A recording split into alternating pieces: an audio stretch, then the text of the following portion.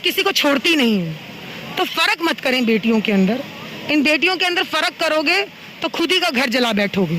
सरकार को ये कहना चाहती हूँ कि आपकी भी बहन बेटियां हैं, प्रधानमंत्री के तो खैर है ही नहीं, प्रधानमंत्री का तो परिवार ही नहीं है, तो प्रधानमंत्री को पता ही नहीं बीवी और बेटी को खोने का दर्द क्या होता है। चुप्पी तोड़ो, चुप्पी तोड़ो, चुप्पी तोड़ो, मुख्यमंत्री चुप्पी तोड़ो, चुप्पी तोड़ो, चुप्पी तोड़ो, मुख्यमंत्री चुप्पी तोड़ो, चुप्पी तोड़ो, चुप्पी तोड़ो, मुख्यमंत्री चुप्पी तोड़ो, चुप्पी तोड़ो, चुप्पी तोड़ो, दलित बच्ची को न्याय दो, न्याय दो, न्याय दो, आग दिल्ली आगे, न्याय दो, न्याय दो। इस वक्त हमारे साथ कांग्रेस की महिला कमेटी की अध्यक्ष हैं अमृता धवन जी। मैम, इस घृणित अपराध पे क्या कहेंगी आप? देखिए, दिल्ली में लगातार इस तरीके के अपराध होते जा रहे हैं, लेकिन हम दिल्ली को दूसरा हाथरस नहीं बनने दे सकते हैं। 9 साल की दलित परिवार की बच्ची जो है पानी भरने जाती है, शमशान घाट पे रोज पानी भरने जाती थी। पहली तो ये समस्या कि दिल्ली में क्या हालात है कि बच्चियों को शमशान घाट, जहाँ पे बच्चों को जाना भी नहीं दिया जाता, वहाँ पे जाके पानी के लिए जाना पड़ता। वहाँ उसके साथ संदिग्ध अपराध होता है, दरिंदगी होती है, पुलिस उस पर लिपापोती करने की कोशिश करती है, आरोपियों के वर्जन को मानती है। पहली बारी में जब एफआईआर होती है तो कोई ठोस एक्शन नहीं लगाया जाता है, नेग्लिजेंस की बात कर दी जाती है।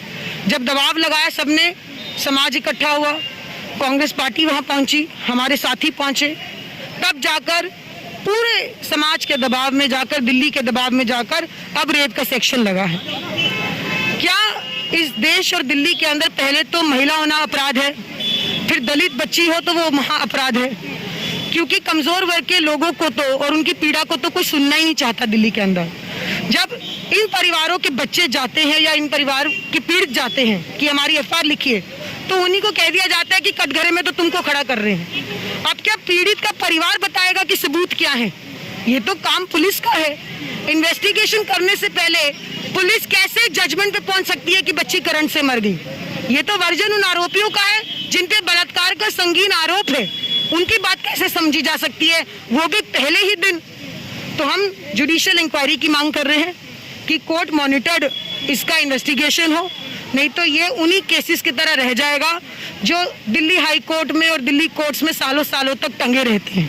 हम मांग करते हैं कि दिल्ली में भी दलित आयोग बने, जैसे नेशनल कमीशन शेड्यूल कास्ट के लिए है, वैसे ही दिल्ली के अंदर दिल्ली के मुख्यमंत्री दलित आयोग बनाए, क्योंकि दलित वर्ग की बच्चियों को और परिवारों को बहुत मुश्किल से एफआईआर लिखने के लिए पुलिस जो इजाजत देती है, तो उनकी आवाज कौन बनेगा?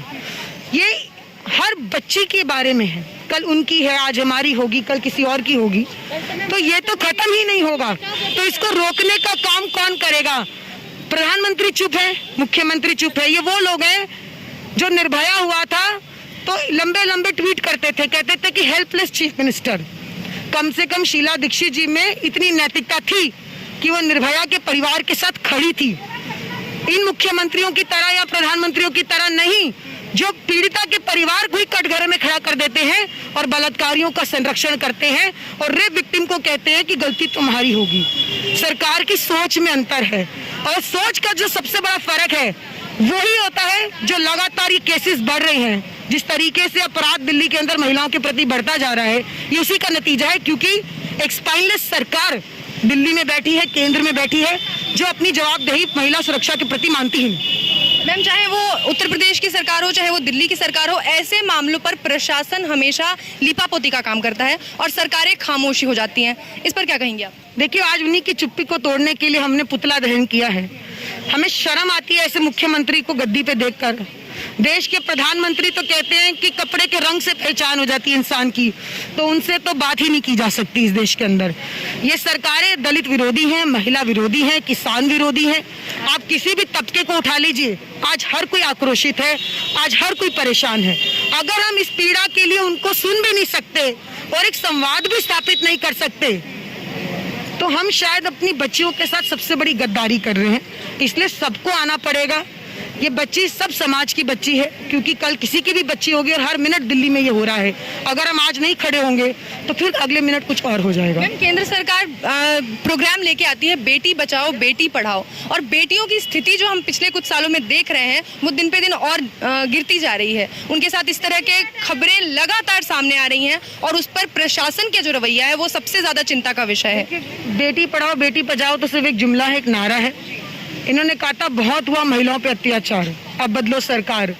हम कहते हैं कि अब बदलो निकम्मी सरकार, क्योंकि जिस तरीके से अत्याचार बढ़ता जा रहा है, महिला हिंसा बढ़ती जा रही है, इसका विरोध हम सब लगातार करते रहेंगे। ये लड़ाई इतनी नहीं है, ये लड़ाई बहुत लंबी है और उन तानाशाहियों के खिलाफ है जिन्होंने अपने किलों के दरवाजे बंद कर रखे हैं कि किसी की आवाज़ उनको सुनाई नहीं देती, किसी की चीख नहीं सुनाई देती, किसी का दर्द नहीं सुनाई देता है। तो ये हिसाब किताब तो इनसे लेना ही पड़ेगा और हम तब तक ये आवाज़ उठाते रहेंगे, हम यूं ही चिल्लाते रहेंगे।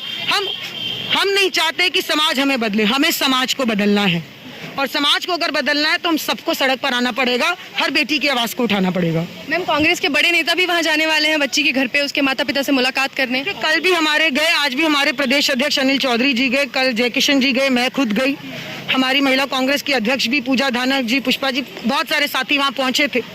लेकिन मैं इसको राजनीतिक रूप नहीं देना चाहती। मैं वहाँ पे अमृता धवन के तौर पर गई थी क्योंकि हम वहाँ पर उस पीड़िता की परिवार के साथ खड़े होने के लिए, उनको मजबूती देने के लिए कि कम से कम इस पल में वो अपने आप को कमज़ोर महसूस नहीं करें।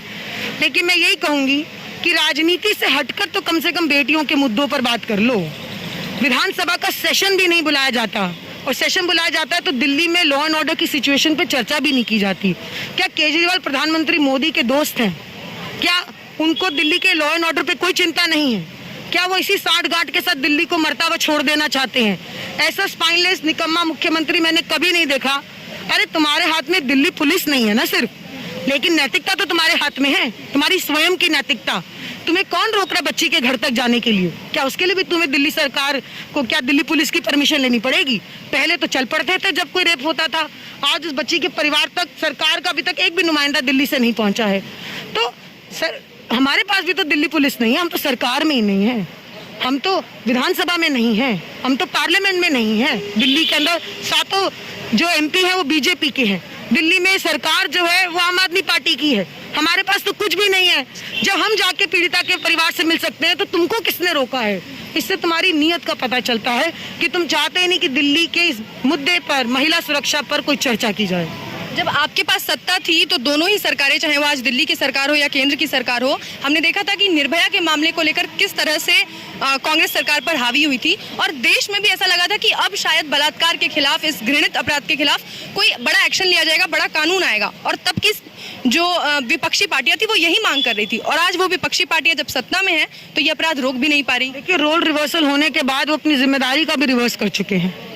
मेरा मानना है कि निर्भया ने बहुत चेतना पैदा करी, पूरे दिल्ली और देश के अंदर गुस्सा फूटा।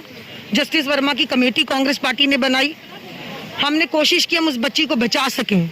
उस बच्ची को इलाज के लिए सिंगापुर भेजा, बच्ची बच नहीं सकी। खुद स्वयं मुख्यमंत्री ने बोला था उस समय कि मुझे दुख है कि हम बच्ची को नहीं बचा पाए। क्या हम सांत्वना के रूप में भी परिवार के साथ नहीं खड़े हो सकते? क्या उसके लिए भी आपको राजनीति चाहिए, कोई पद चाहिए, कोई डिपार्टमेंट चाहिए, कोई आपको अपने अधीन डिपार्टमेंट होगा तभी आप करेंगे? एक इंसानियत के तौर पे भी अगर मुख्यमंत्री दिल्ली के रेप पीड़ित परिवारों के पास जाकर बात नहीं कर सकते, उनको बुला के ये नहीं समझ सकते कि किस दर से वो गुजरे हैं, तो मैं समझती हूँ कि दिल्ली नरक में है। और दिल्ली को इस नरक से निकालने के लिए दिल्ली महिला कांग्रेस, पूरी कांग्रेस, हम अपनी जिम्मेदारी से पीछे नहीं हटेंगे और हम लगातार ये करते रहेंगे जब तक ये सुनेंगे नहीं। मैम, सरकारों के लिए क्या संदेश देना चाहेंगे आप अपने? सरकार को ये कहना चाहती हूँ कि आपकी भी बहन बेटियां हैं, प्रधानमंत्री के तो खैर है ही नहीं, प्रधानमंत्री का तो परिवार ही नहीं है, तो प्रधानमंत्री को पता ही नहीं बीवी और बेटी को खोने का दर्द क्या होता है। लेकिन अरविंद केजरीवाल का परिवार है, उनकी भी बेटी है। ऐसा नहीं हो, ये दिल्ली है, इसका कोई भी शिकार हो सकता है। हमारे बच्चे भी कल हो सकते हैं, कल किसी और के बच्चे भी हो सकते हैं। हवस किसी को छोड़ती नहीं है, तो फर्क मत करें बेटियों के अंदर। इन बेटियों के अंदर फर्क करोगे तो खुद ही का घर जला बैठोगे। तो put your house in order first. अपनी दिल्ली के लिए बाहर निकलो, सड़कों पर आओ, सरकार से सवाल करो, केंद्र सरकार से लड़ो। अगर तुम नहीं लड़ोगे तो साफ दर्शाता है कि तुम उनके साथ खड़े हो, साठगांठ करके तुम चुप्पी साध कर बैठे हो ताकि तुमसे कोई सवाल ना करे। बहुत बहुत शुक्रिया।